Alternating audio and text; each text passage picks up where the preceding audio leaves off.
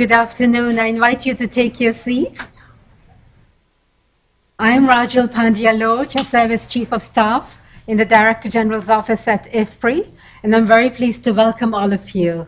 A big welcome to all of you here in the room, a big welcome to those of you who are joining us via live stream, and a big welcome to those of you who will join us in the days and weeks and months on the video. We have a very, very exciting policy seminar lined up for you today on sustainable intensification is the answer to global food security. We have a truly inspiring speaker, one of my own personal heroes. I've known him for about 25 years. It's a big welcome back to you, Gordon, who was a member of the IFPRI Board of Trustees in the early 1990s and since then involved with us.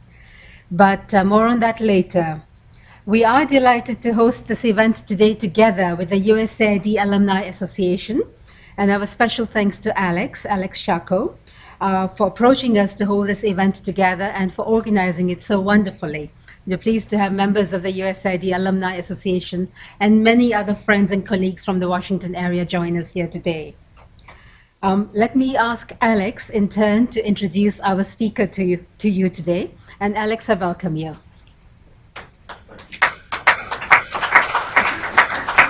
Well, let me add my welcome to all of you for coming here today. It's really delightful to see you all, and I'm particularly grateful to the leadership and staff of IFPRI for agreeing to host and to co-sponsor this event.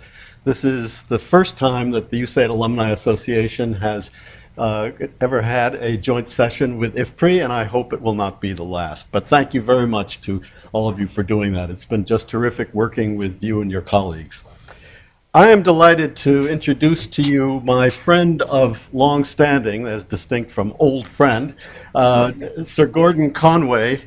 As his impressive resume is, I think, known to almost all of you here today, I'm not going to dwell on the details because of we have very scarce time today for this presentation. Suffice it to say that two of the high points of his very illustrious career include having been the president of the Rockefeller Foundation for about 7 years, and then for about 5 years or so, I think, to be the chief scientist at DFID. I think the first chief scientist that DFID ever had. But Gordon has asked that I can, rather than giving you more details about his bio, which is available to you easily online, that I convey a couple of things about his current priorities and pursuits. He's now back at Imperial College London, where exactly 40 years ago, he set up the master's program in environmental technology. Starting with 20 students, there are now 150 students each year, and last week, some 700 came back for a reunion and a big celebration out of some 4,000 students that have been through this program since Gordon set it up 40 years ago. Since returning to Imperial in 2010, Gordon has also been chairing the Montpellier panel, a group of 15 European and African experts on agricultural development in Africa. It has produced a range of easily accessible briefing reports on a range of topics primarily aimed at European donors. And is there a pile of some of those out in front, Gordon? A few of these are available out front.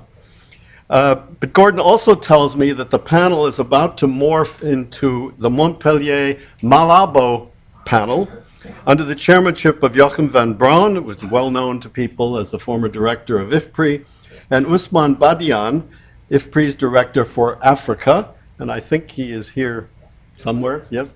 Oh, there he is, who I'm really delighted that you're here today too.